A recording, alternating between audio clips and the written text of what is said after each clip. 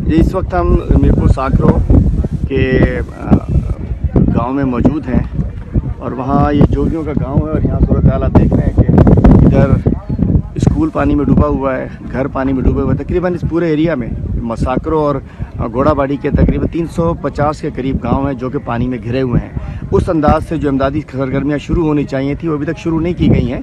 हमारा फ़र्ज़ है, हम अपोजिशन है कि हम इनको हाईलाइट करें, आवाम के इश्यूज़ को बताएं। फिर भी जो हमसे बन पड़ा है हल्की फुल्की इमदादी सामान हम ज़रूर लेकर आएँ, लेकिन असल काम गवर्नमेंट का है। अरबों रुपए करोड़ों रुपए सिंध हुकूमत के पास है। मैं कहता हूँ कि आज यहाँ पीने का पानी तक नहीं है, यहाँ खाने का राशन नहीं है, रोड नहीं है, रास्ते नहीं है, पानी में घिरे हुए लोग हैं।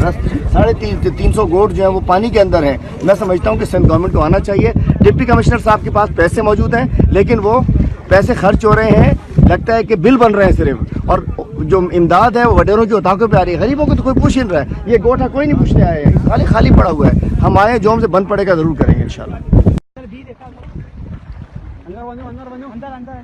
स्कूल रेडी का बंदा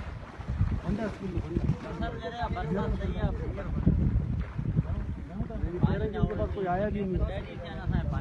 केर आए हुए थे, केर ना आया, केर ना आया, यहाँ तक केर ना आया।